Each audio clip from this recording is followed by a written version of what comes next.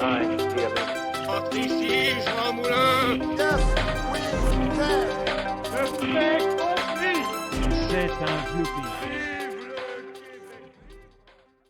Bonjour à tous, alors quant à moi pour ma chronique, je vais revenir sur les relations entre les Coréens et les Japonais, en voyant à quel point en fait les horreurs du passé sont encore très présentes dans les mentalités actuelles, et à quel point ceci est important dans les relations qu'entretiennent ces deux populations. Donc pour rappel, la Corée était sous l'occupation du Japon durant une quarantaine d'années, d'environ 1905 à 1945, donc date de la capitulation du Japon suite à la défaite lors de la Seconde Guerre mondiale. Cette occupation aura vu naître une véritable haine, une véritable aversion des Coréens envers les Japonais, suite aux multiples horreurs commises justement par le Japon durant la guerre et même avant. Donc nous allons dans un premier temps nous attarder sur le sort que connaissent les Coréens qui vivent au jour d'aujourd'hui au Japon, voir comment leur situation a pu évoluer ou pas selon l'époque. Et le constat est le suivant. Même si ce n'est pas comparable aux atrocités d'antan, il y a encore beaucoup de racisme découlant de cette occupation, et donc notamment beaucoup de la part de la population japonaise. En effet, on va par exemple prendre le cas des Zainichi. Ce sont les Coréens et leurs descendants qui se sont installés au Japon durant l'occupation ou durant la guerre. Alors ils étaient très nombreux après la guerre, et ils vont se réduire petit à petit. En effet, même là par exemple, actuellement, ils sont dépassés par les Chinois en termes de minorité ethnique sur le territoire japonais. Mais leur nombre reste quand même considérable. C'est dur de trouver un chiffre exact parce que selon les sites, j'ai vu des données qui fluctuaient un peu, mais on va dire qu'en moyenne, ils sont environ actuellement 400 000 sur le territoire japonais. Et ces Zainichi, justement, ils ont une position plutôt inconfortable parce qu'en réalité, ils ne sont pas vraiment considérés comme des Japonais par la population japonaise, et ils ne sont pas réellement considérés comme des Coréens par la population coréenne. Et la haine et le rejet des Japonais envers les Zainichi, elle est plutôt ancienne. En effet, en 1923 a eu lieu le massacre du Kanto, où, suite d'un séisme ayant frappé la région, 6000 Coréens ont été exécutés par des policiers et militaires nippons.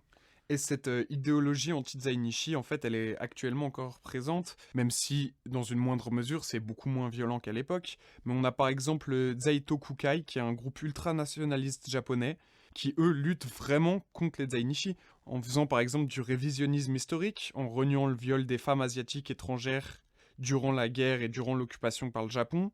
Et ils ont une politique qui est anti-soutien social envers les Zainichi, comme le gouvernement japonais a pu des fois le faire. Eux, ils sont vraiment opposés à cela.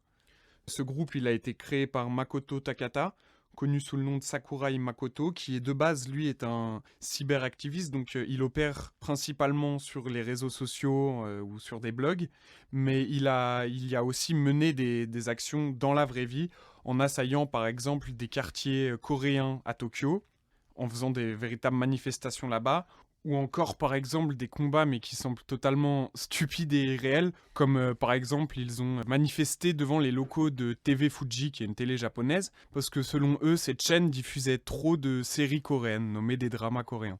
Mais heureusement, ça ne reste qu'un groupuscule. En réalité, ils sont 15 000, et même si ça peut sembler beaucoup, sur un groupe qui est censé s'étendre à l'ensemble du Japon, c'est très peu. On peut pas dire que les gouvernements japonais les aident, parce qu'ils leur ont porté quand même beaucoup de coups, comme par exemple déjà une loi anti-discours haineux qui est sortie en 2016, et qui donc a mis un grand frein dans les activités des Zaikotukai. Et on a eu également par exemple plusieurs condamnations de ces derniers au tribunal, etc. Donc maintenant, nous allons nous attarder sur les Japonais qui vivent en Corée. Et là, malheureusement, j'ai trouvé très peu de données. Pour une raison très simple, en fait, il y a très peu de Japonais qui vivent en Corée. C'est très loin d'être comparable au nombre de Coréens qui vivent au Japon.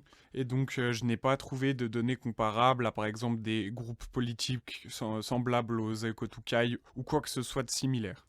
Par contre, il y a un ressenti encore très important de la Corée envers le Japon, notamment par exemple de la part des anciens, qui eux voient mal la popularité actuelle de la culture japonaise, que ce soit en Corée ou même dans le monde entier. On sait très bien comment les mangas ou l'animation est maintenant très populaire un petit peu partout dans le monde. Donc eux, ils voient ça d'un très mauvais œil évidemment. Mais il y a aussi également les jeunes Coréens qui s'opposent totalement au Japon, avec par exemple des dessins anti-japonais dénonçant les horreurs commises durant la guerre et durant l'occupation. Donc ces dessins avaient été réalisés par des enfants et avaient été exposés dans une gare en Corée.